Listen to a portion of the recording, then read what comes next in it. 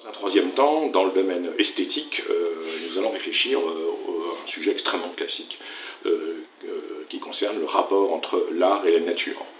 L'art imite la nature, ce que tout le monde a dit depuis l'Antiquité, je pense à Aristote, mais aussi une question tout à fait étonnante et surprenante, renversante d'ailleurs dans son libellé, c'est la nature imite-t-elle l'art? C'est assez curieux parce que on dirait d'habitude que l'art imite la nature. Corrélativement, cela pose aussi le problème de la vérité en art et aussi le problème de l'imitation. Est-ce que l'imitation est une simple copie de la nature? L'imitation de la nature. Je dirais que dans la tradition, on a toujours pensé l'art comme imitation ou comme copie de la nature. Il est vrai que pour Platon, dans le livre 10 de la République, au fond, l'art est une illusion. De même qu'au fond, le monde, si vous voulez, sensible, serait une copie dégradée d'un monde intelligible qui est le monde des idées, qui serait la seule réalité. Mais les choses tendent à devenir différentes avec Aristote, qui, lui, fait l'éloge de l'art, et notamment l'éloge de la représentation, la mimésis, comme on dit en grec, c'est-à-dire au fond une duplication, mais qui n'est pas une simple photocopie, puisque la duplication va quand même manifester la vérité. Et l'homme d'ailleurs se plaît aux représentations, à voir se répéter les situations et à l'imitation.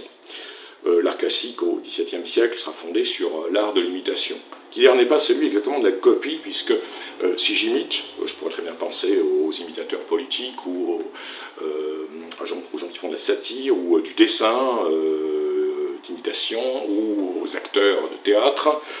Je vais dans l'imitation quand même choisir, et je vais styliser, c'est-à-dire je fais faire sortir la vérité, donc encore faut-il que je l'aperçoive, donc la nature ne s'impose pas à moi, je dirais objectivement et également, je vais faire sortir la vérité. Donc ça supposerait une intelligence quand même du réel et de la nature, pour que je puisse faire passer un enseignement, instruire le public, c'est l'objectif de l'art classique, c'est d'ocquérer, instruire, mais aussi évidemment plaquérer, plaire, donc faire naître le plaisir par l'agrément. Donc je vais exprimer ce qui paraît vrai à l'esprit, même si peut-être je peins d'après nature. Ce qui paraît vrai à l'esprit d'ailleurs, Boileau dans l'art poétique, Boileau, docte, esthétique, théoricien de l'art classique au XVIIe siècle, parle de la vraisemblance. Tout ce qui est vraisemblable n'est pas forcément vrai dans la nature. Donc je vais, si vous voulez, choisir.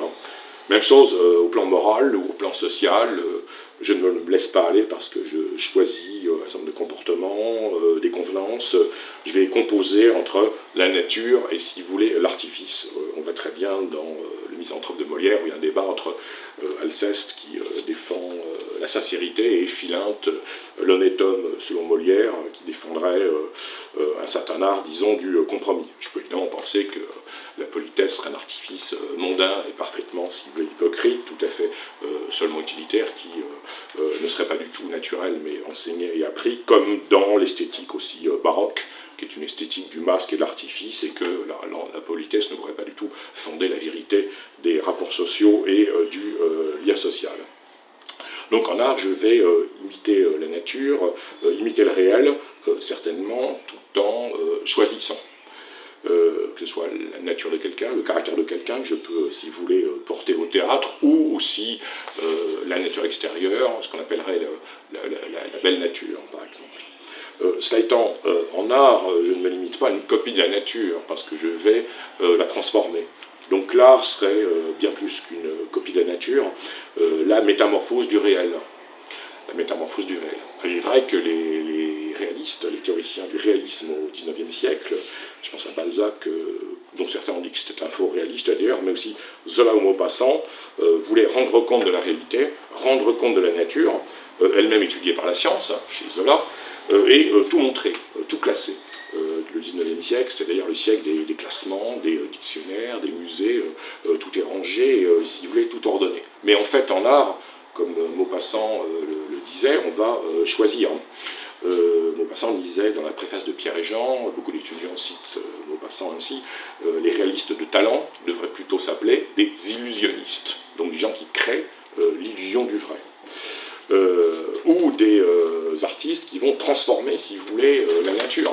Nous pensons que Zola décrit la nature et la société telles qu'elles sont, mais non, dans la mesure où il travaille très fortement le réel et la nature à partir d'un certain nombre de mythologies. Alors pour la société, pourquoi pas l'argent, le pouvoir, la technique avec la machine, mais par exemple la machine dans Germinal, le monstre machine, mais en matière de nature, on pourrait penser à un roman moins connu, parmi les 20 romans qu'il a écrits, c'est La Terre. La Terre, ça se passe au sud de Chartres, en fait en Beauce, et là, Zola recycle des mythes de la fécondité, qui était manifestée par cette figure féminine antique, Cérès Déméter. Et donc c'est la terre comme gage et promesse, disons, de fertilité. Il y a donc une circulation d'ailleurs entre ce qui serait mécanique d'ailleurs aussi organique, puisque certains objets de la technologie pourraient aussi apparaître comme des éléments naturels. Donc de même que les éléments naturels sont eux-mêmes, si vous voulez, transformés, des éléments culturels et techniques pourraient devenir naturels, par exemple dans la bête humaine. La machine à vapeur devient une bête, lorsque d'ailleurs elle déraille et qu'elle tombe dans le fossé et qu'elle perd toutes ses tripes, entre guillemets, comme le dit, si vous voulez, Zola. Donc la nature n'est pas vue exactement comme elle l'est, elle peut être vue comme étant rassurante, inquiétante, féconde. Dans La Curée, qui est un roman de Zola, Zola décrit une serre, c'est un lieu où la bourgeoisie aisée du XIXe siècle pouvait garder ses plantes pour l'hiver, et les plantes dans cette serre ressemblent à des reptiles endormis, extrêmement inquiétants. Il y a d'ailleurs là toute une mythologie, si vous voulez, évidemment, du serpent, qui est en fait très ancienne, que d'ailleurs mon frère remet en cause dans Cosmos. Inversement, dans un autre roman aussi peu connu, c'est La Faute de l'abbé Mouret, il décrit un jardin dans le midi de la France, qui s'appelle le Paradou, où Zola nous décrit une végétation exotique et luxuriante. C'est un peu l'analogue à ce que je disais tout à l'heure sur Camus et les grands parcs d'Alger que Albert Camus connaissait dans les années, si vous voulez, dans les années 1940, à l'époque de ses études. Donc il existe là tout un imaginaire de la nature, une métamorphose de la nature, une transformation de la nature. L'imaginaire nous écarte de la nature, mais finalement c'est pour mieux nous en montrer la vérité, parce que peut-être que la nature ne nous parle pas, donc c'est à nous de la faire parler. Ce sera un beau sujet, c'est la nature nous parle-t-elle. C'est Alfred de Vigny qui disait que de la nature on disait que c'était une mer, et en fait c'était une tombe, elle ne parle pas, donc c'est le rôle du poète de la faire parler, d'y voir un ensemble de choses, comme Hugo, poète visionnaire, ou évidemment Baudelaire aussi dans les correspondances. La nature n'étant pour Baudelaire ni belle ni morale, le poète est une sorte de chef d'orchestre qui, captant les formes et les couleurs de la nature, va les mettre en ordre. Donc nous voyons ainsi que l'imaginaire et les représentations artistiques seraient, si vous voulez, supérieures à la nature, ce qui fait que nous arriverions au point où, paradoxalement, nous serions amenés à juger la nature à partir de l'art. Antérieurement, nous pouvions nous demander si, au fond, nous jugions l'art à partir de la nature. Est-ce que le peintre a bien imité ?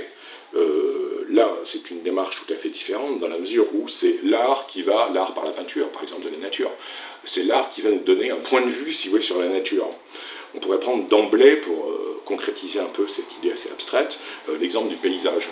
Le paysage n'est pas, si vous voulez, exactement donné. D'ailleurs, même en agriculture, le paysage est quand même forcément cultivé par le paysan, dont certains ont dit que c'était un jardinier de la terre. Donc, le paysage est un ensemble de représentations construites à caractère subjectif. Exemple, c'est le bocage breton autour de Saint-Malo et de Bretagne, vu par Chateaubriand.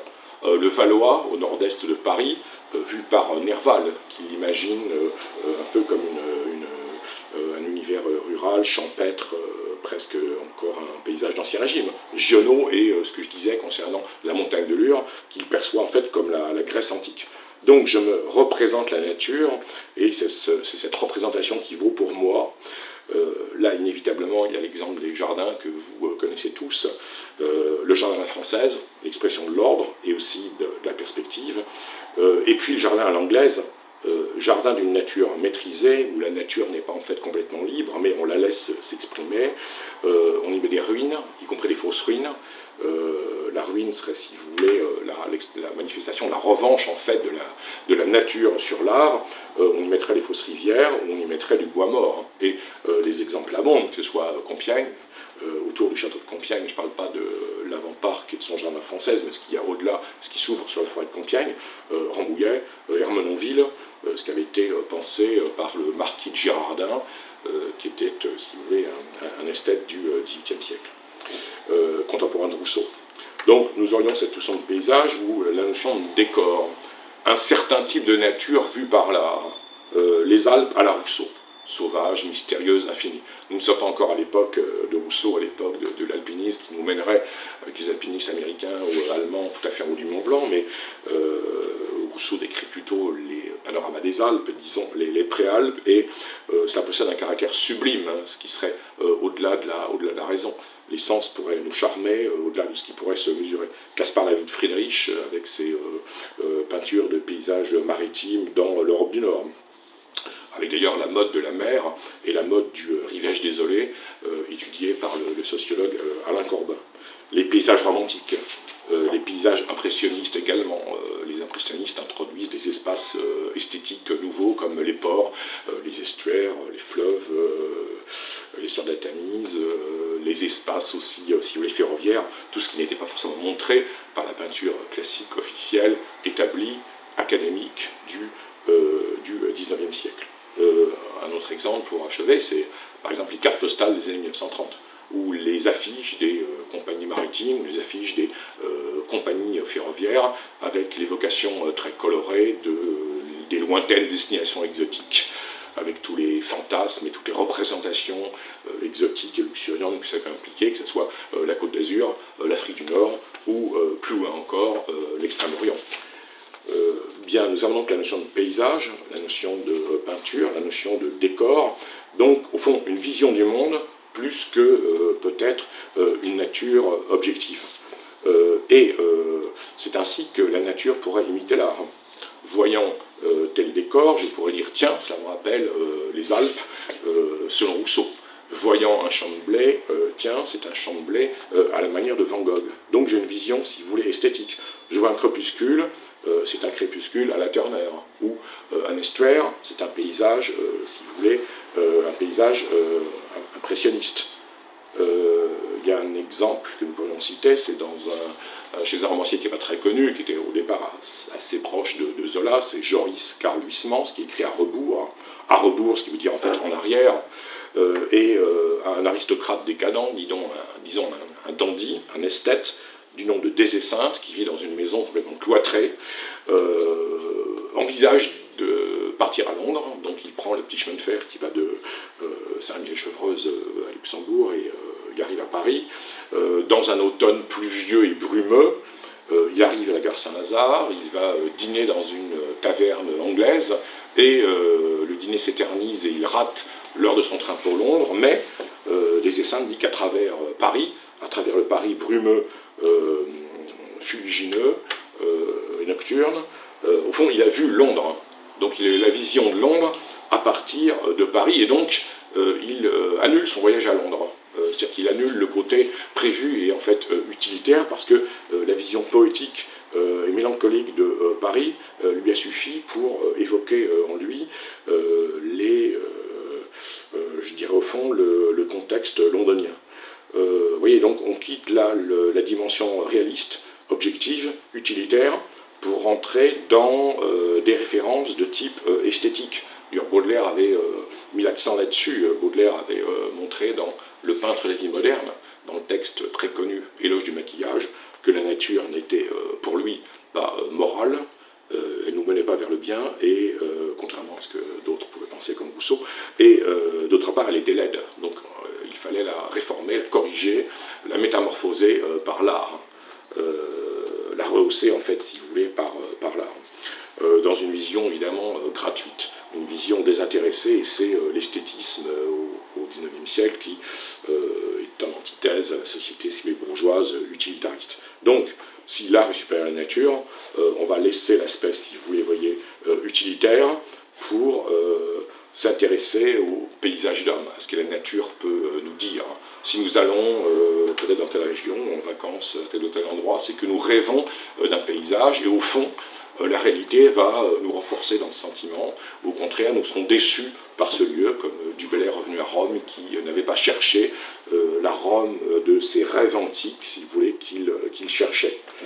On terminera en revenant à ce contexte de Huysmans ou de Baudelaire ou des impressionnistes, en disant, je crois avec un artiste de la fin du XIXe siècle, que, au fond, face à un paysage d'automne, le barbare va s'emplumer, il reste au niveau, si vous voulez, utilitaire, alors que l'artiste, au contraire, pourrait apprécier l'automne, parce que ça pourrait correspondre à sa mélancolie intérieure, comme celle de Gérard de Nerval face aux Valois, ce qui s'est mal terminé, puisque ça s'est terminé par le suicide de Gérard de Nerval en 1855.